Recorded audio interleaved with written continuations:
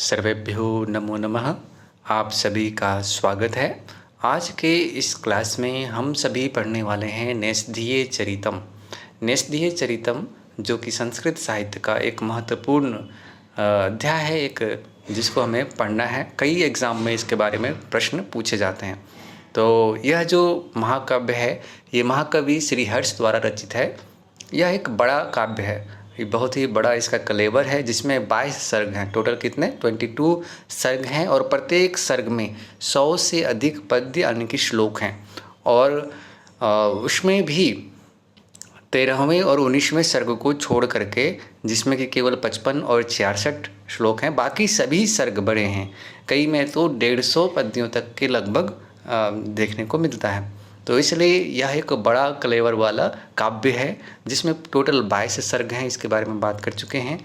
और यदि हम देखें तो महाकाव्य के इस विशाल अलावल को देखते हुए श्रीहर्ष ने नल चरित्र से संबंध जितनी भी कथा ली है वो छोटी है, मतलब इतना विस्तृत है। और जो कथानक है नल चरित्र का वो छोटा है। उसमें दमयंती तथा नल के प्रेम को लेकर, यानी कि वहाँ से शुरू होता है दमयंती और नल उनके प्रेम से लेकर के, और विवाह तथा विवाह के उपरांत क्रीड़ाओं का वर्णन होता है। इस प्रकार से यह चैप्टर, मतलब यह जो काव्य है वो पूर्ण होता है।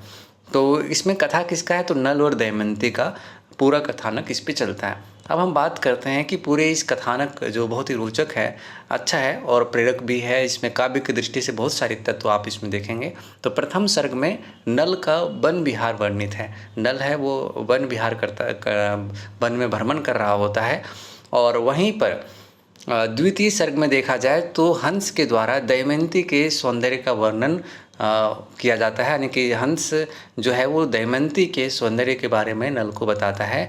और नल के कहने पर जो हंस है वो कुंडलपुरी जाने का उल्लेख दूसरे सर्ग में मिलेगा, कि नल उसको कहता है कि आप कुंडलिनीपुर जाइए और वहाँ पर दमयंती के पास जाकर नल के प्रति उसकी अनुराग को बढ़ाना है। तो ये तृतीय सर्ग में मिलेगा कि हंस दमयंती के पास जाता है और नल के प्रति उसके अनुराग को बढ़ाता है, यानी कि नल के प्रति प्रेम भाव को जगाता है।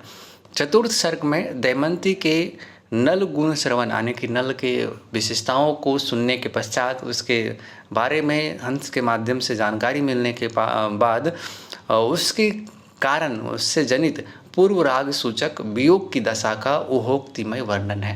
ये सभी सुन करके वो एक विरह, एक वियोग का अनुभव किस प्रकार होता है, इसके बारे में सुंदर वर्णन यहाँ पर देखते हैं।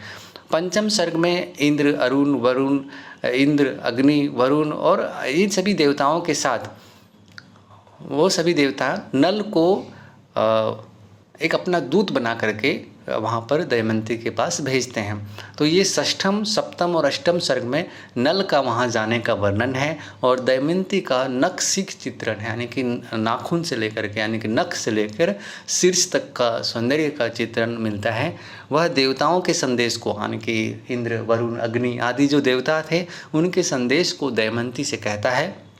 परंतु दमयंती, जैसा कि आप पहले ही जान चुके हैं कि हंस के माध्यम से दमयंती के मन में पहले से ही नल के प्रति अनुराग भाव, प्रेम भाव जगा चुके थे। तो इसलिए यहाँ पर दमयंती नल को छोड़कर उनका, यानी कि अन्य देवताओं का, इंद्र का वर्ण नहीं करना चाहती और दुखी होकर के दमयंती रोने लग जाती है। तब नल प्रकट होकर के अपना असली परिचय देता है और वो बताता है कि वास्तव में मैं ही नल हूँ जिसके प्रति आप अनुरक्त हैं। और इसके बाद दसम सर्ग में स्वयंवर के पहले एक दमयंती के श्रृंगार का वर्णन है। जब दमयंती के विवाह के लिए स्वयंवर रचा जाता है तो उस समय वो किस प्रकार से सज धज के तैयार होती है, इसके बारे में आप इसमें 10वें सर्ग में देखेंगे। तो ये सारी इमेज के माध्यम से भी आप उससे कनेक्ट कर सकते हैं।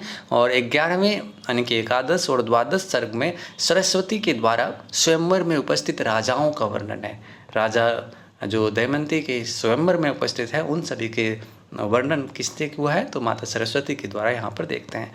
और त्रयोदश सर्ग जो है, त्रयोदश सर्ग में नल का रूप धारण कर आए हुए चारों देवताओं और नल का श्लिष्ट वर्णन है, यानी कि जो देवता, जिसमें इंद्र, अग्नि, वरुण आदि जो देव थे वह सभी नल का रूप धारण करके आए हैं और उनके बारे में यहाँ पे विस्तृत शोभा वर्णन मिलता है। वहीं पर यदि बात करें पंचदश सर्ग में, तो पंचदश यानी कि 15वें सर्ग में विवाह के पूर्व वर वधू के आहार्य प्रसाधन का वर्णन है, यानी कि उसकी शोभा, उनकी सौंदर्य, उनका प्रसाधन, इन सब का वर्णन मिलता है। और षोडश सर्ग में दोनों के पानी ग्रहण, जीवनार आदि का विस्तार से वर्णन है। सप्तदश सर्ग में देवता लोग स्वर्ग को जाते समय रास्ते में कलयुग को देखते हैं। ये इम्पोर्टेंट हो जाता है कि जब पानी ग्रहण वगैरह हो जाता है तो देवता लोग वापस स्वर्ग जब जाते हैं तो उस समय रास्ते में कलयुग को देखते हैं। कलयुग जो कलिकाल का आरंभ होने का समय, जिसको हम कलयुग आज के समय में देखते हैं। तो अष्टादश सर्ग में नल और दमयंती के प्रथम समागम का वर्णन है। और नवोदश सर्ग में प्रातः काल नल को जगाने के लिए वैतालिकों के गान का वर्णन है, कि जैसे राजाओं को प्रातः उसके जागरण के लिए संगीत के साथ जागरण की गायन किया जाता है, तो इसका यहाँ पर वैतालिकों द्वारा गान का वर्णन मिलता है। वहीं अंतिम में हम देखते हैं कि विंशति यानी कि 20 में एक विंशति और द्विविंशति जो यानी कि 20, 21 और 22 जो सर्ग हैं उसमें राजा रानी के दैनिक दिनचर्या का वर्णन है, जिसमें देवस्तुति यानी कि उपासना से लेकर के सूर्योदय और विलासमय चटुक्तियों का सरस चित्रण हुआ है। तो इस प्रकार से ये 22 सर्ग में, यानी कि प्रथम सर्ग से लेकर के द्विविंशति सर्ग तक का कौन कौन से विषय वस्तु इसमें आपको मिलता है नैषधीय चरितम में, इसके बारे में हमने शॉर्ट में बात किया। फिर हम यहाँ पे एक सारांश के रूप में देखते हैं जो कई बार एग्जाम की दृष्टि से महत्वपूर्ण हो जाता है। तो जो ग्रंथकार हैं यानी कि नैषधीय चरितम के जो रचनाकार है वो महाकवि श्रीहर्ष जी हैं। और काव्य विधा कौन सा प्रकार का है, तो ये महाकाव्य है, क्योंकि इसमें 22 सर्ग हैं। ज़्यादातर सर्गों में 100 से अधिक संख्या के पद्य इसमें वर्णित हैं। और टोटल जो श्लोक और सर्ग की संख्या कितनी, तो टोटल श्लोक जो हैं वह 2830 यानी कि 2830 श्लोक हैं। और सर्ग कितने हैं, तो 22 सर्ग हैं। ये सब इंपॉर्टेंट चीज़ें आप ध्यान में रख सकते हैं। इसका आधार ग्रंथ कौन सा है, ये जो नल की कथा पर आधारित जो ये कथानक है नैषधीय चरितम, वो किस ग्रंथ से लिया गया है, तो नलोपाख्यान महाभारत से लिया गया है। और प्रमुख रस इसमें कौन सा है, तो श्रृंगार रस है। डेफिनेटली चूँकि इसमें प्रेम और अनुराग के बारे में बात हुआ तो इसमें श्रृंगार रस प्रमुख है। नायक नायिका कौन है, तो नायक नल है और दमयंती नायिका है। फिर इसकी शैली कौन सी है, तो शैली वैदर्भी शैली है। विशेष इसमें नल दमयंती का प्रणय का वर्णन है।